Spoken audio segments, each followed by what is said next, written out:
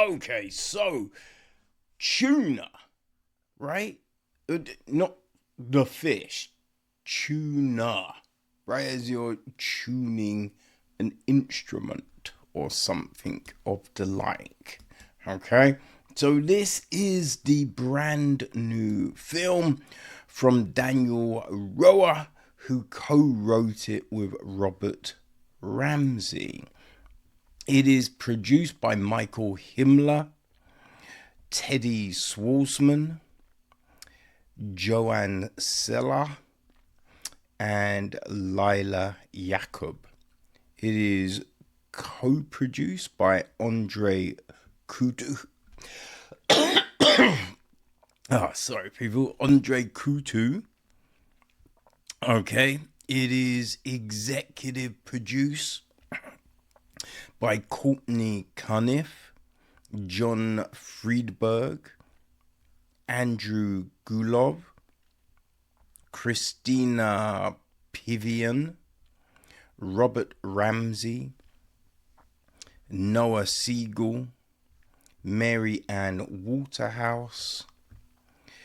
We have a score from Marius De Vries and Will Bates.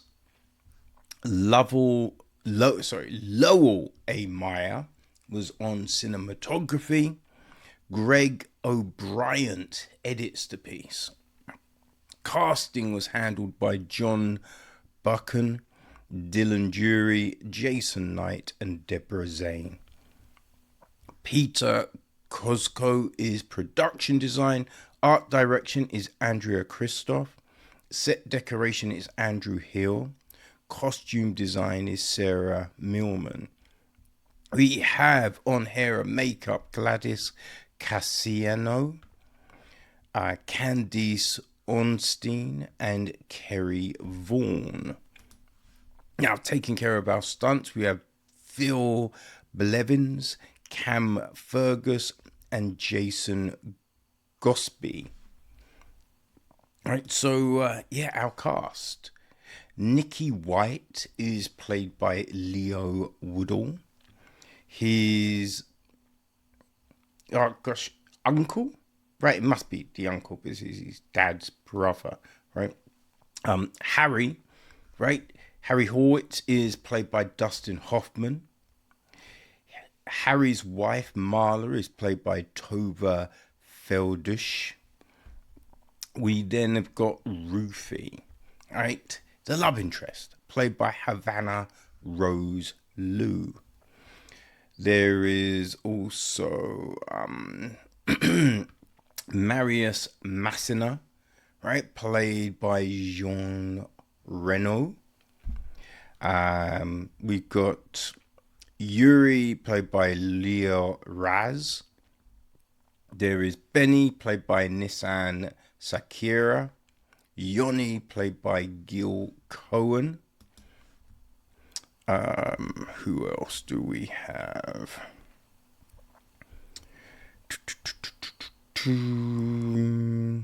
Young, played by C.S. Lee. Ari, played by Ari Cohen Mann. Who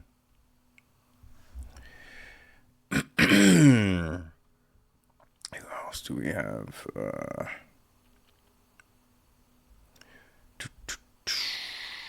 Dr. Richards, played by Jean Young. We have Marius's assistant, right? She is played by Doreen Lee. That's essentially our main lot of people, right? So the gist of the story: a talented piano tuner's meticulous skills for tuning pianos leads him to discover an unexpected aptitude for cracking safes, turning his life upside down. So, now I was meant to go to a press screening, but things got just scrambled, right? So I wasn't able to make it. And I've been waiting for another screening, but turns out Odeon's Screen Unscreened today was Tuna. So I'm like, okay, boom, that clears all of that out, you know. Now, because I'd seen part of a trailer for this film, and I had a lot of questions, right? I had a lot of questions. And yeah, they were answered, but they weren't answered. Right? And that's the thing with the film.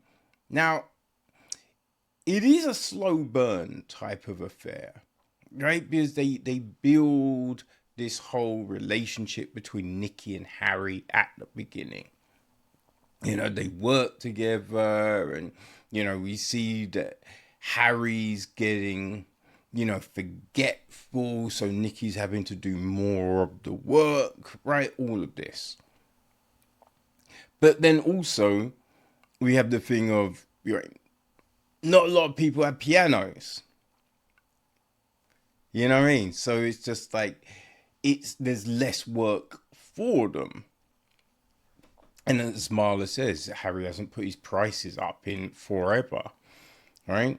So we have all of this, and then eventually they have to, they get called to tune a piano at a music conservatory where Ruthie is practicing, and they meet, right? And obviously, right, they don't necessarily get on straight away. You know what I mean? Like, all of these encounters, these kind of things, they always play them the same way. It is, people don't always have to not get on when they first meet, right? You can have them get on, but not straight away be like, can I have your number? Right? There's other ways of playing these things. But for whatever reason, they always go this route. You know what I mean? So, yeah, that. But there is a lot of, just tropes in this film. There's a lot. And there's things that, I don't know, it's like, back in the day, you would have someone in a film get lost, right? Or, they need to contact someone, but there's no way they can contact them because there's no payphones anywhere, right? But then mobiles came around. Now, for a while, they still tried to do the same things in films, and you're just like, I mean, they would just use their mobile. Right? What are we doing here? So then they had to try and think of ways around these things, and sometimes they did, and it works, right? Other times they really don't, right? And we get these stupid, situations.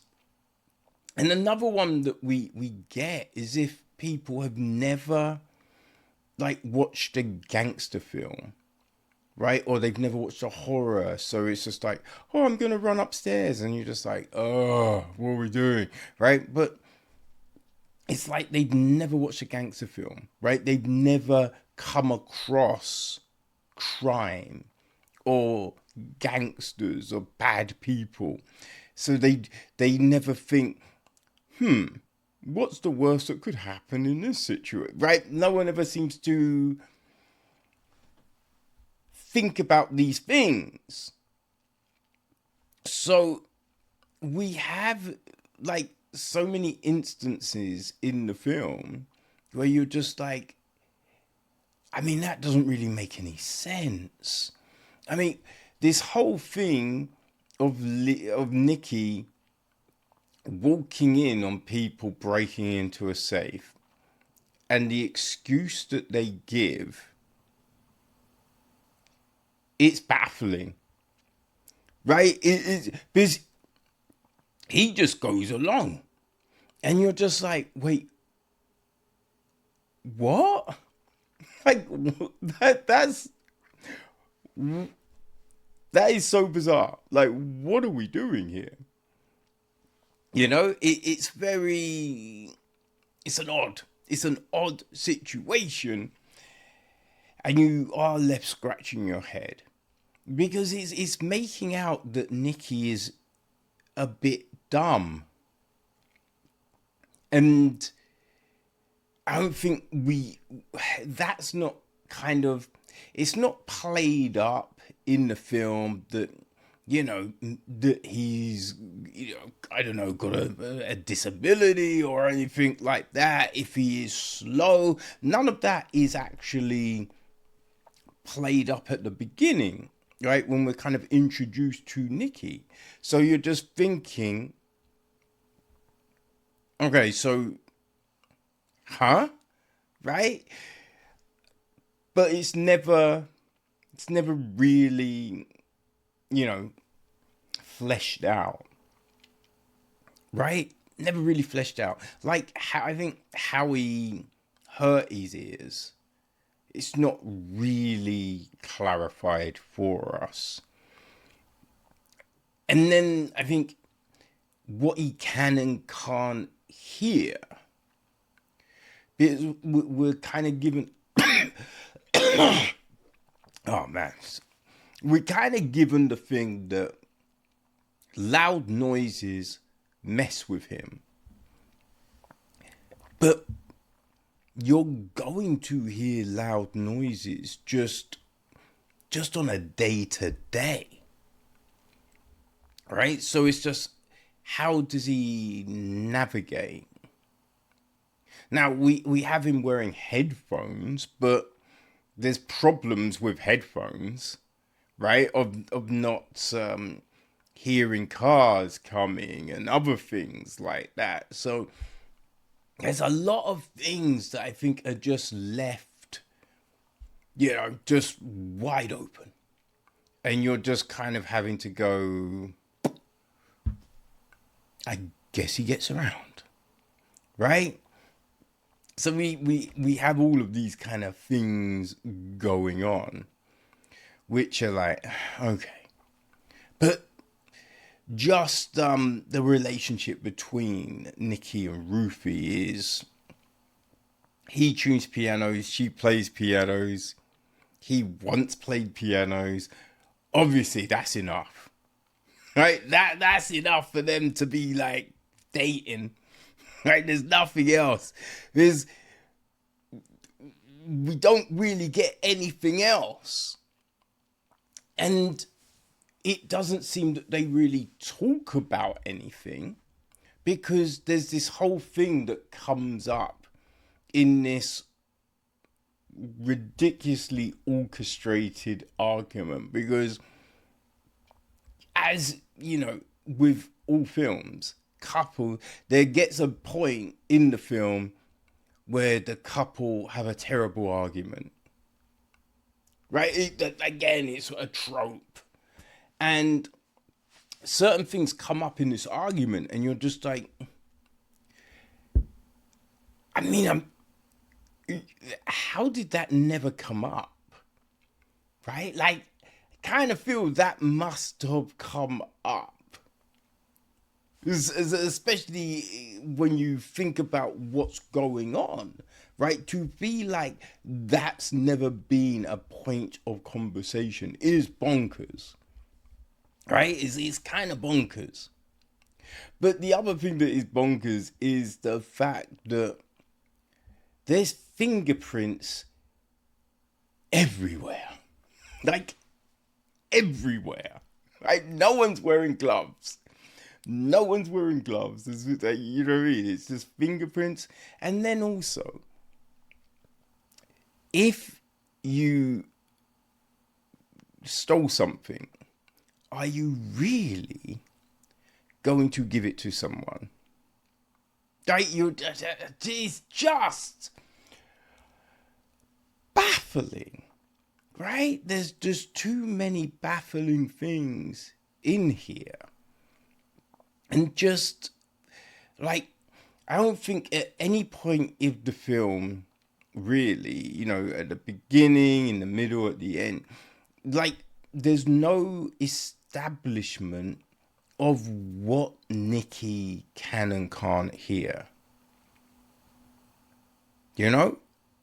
So you can't really gauge anything. There's a point where I think we are led to believe it's nothing. But then he's still tuning pianos. So it's very... yeah. It's very odd. Listen, when you... I think you have to be able to suspend a whole lot of belief for this to work. You can't really think too tough about the story because there's too many things that you're just going to be like, wait, hold on a second. Like moving a piano through a hospital and no one says a word. You know what I mean? You're like, wait, what? Hey, Dustin Hoffman is like, Dustin Hoffman's Dustin Hoffman. You know what I mean? He's very personable. You know what I mean? He plays his character well. Right? He plays this differing, kind of forgetful but loving uncle really well. So I think he's played really... I really thought that Havana did a very nice job with Ruthie as well. Right? You buy this girl that's been practicing and she's got this big opportunity. Like, all of that is played really well. And Marla, right? Tova does a great job with Marla. Leo isn't bad as Niki, but Niki, as I said, there's just... Niki feels a bit like a sketch, right?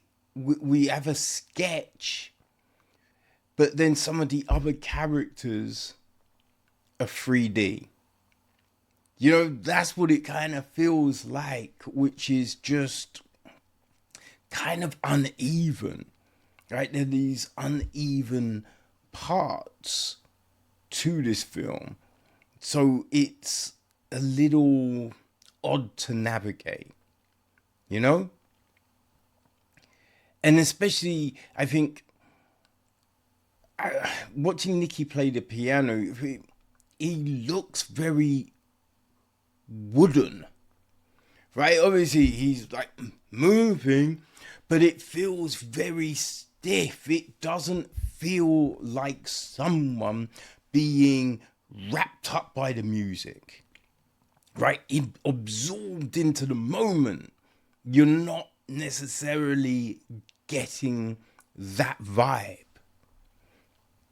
So it's an odd film. It's a film which you think it could be very interesting.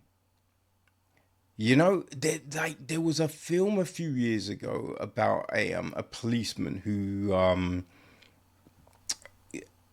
damages his hearing, and then he has to use BSL, and that was interesting, right? Because there's things like you can't hear lifts, so you don't know when the bad guys are coming, and so it opened up like all of these possibilities, and I thought it was done pretty well, you know? And I think that's the thing, that film, we really did kind of establish certain things. So you understood what the boundaries of the character were. Now, I think one of the things that they did do in this film, and I was like, okay, that's good. They did have him practicing with safes, right? And I'm just like, okay. Because sometimes they're just like, oh, someone can do this thing. They've just discovered they can do it. And you're just like, really? You know what I mean? And like, you could imagine, all right, the first time might be a little bit of a fluke, but to be like someone can do it then just every time, I don't know. Right? So they had him actually practice, which that was good. You know what I mean? I mean, you can go, okay, cool, cool, cool, cool, cool. But it's just, right, other elements of the film, and you're just a little bit like, how, right, why,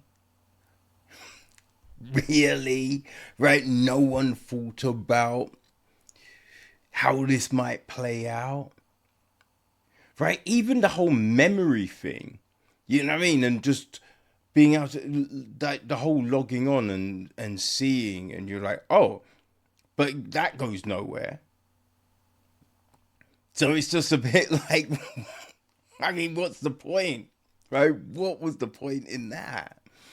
You know, so I don't know. I think Tuna had a lot of possibility, but for me, it didn't quite reach those heights. You know, didn't quite reach those heights. I was hoping for something with a kind of a Marty Supreme vibe to it, but yeah, it doesn't. It doesn't really do that. But that's the thing. I think if you can go in, suspend your belief, right? Not think too tough when watching it, I think it will play okay for you. You know? If you can do that, I think it will play okay and you'll walk out satisfied. But yeah, just do not go in and think about logic when it comes to the film. Don't do that. Otherwise, I think you're gonna be feeling like me. Okay? So, yeah, Tuna is hitting the cinema this Friday. I believe it came out stateside last week. You know what I mean? So, yeah, let me know, people. How does this work for you? Do you buy the relationships, the story dynamics, all of that kind of thing? Right? Let me know. Okay, Tuna.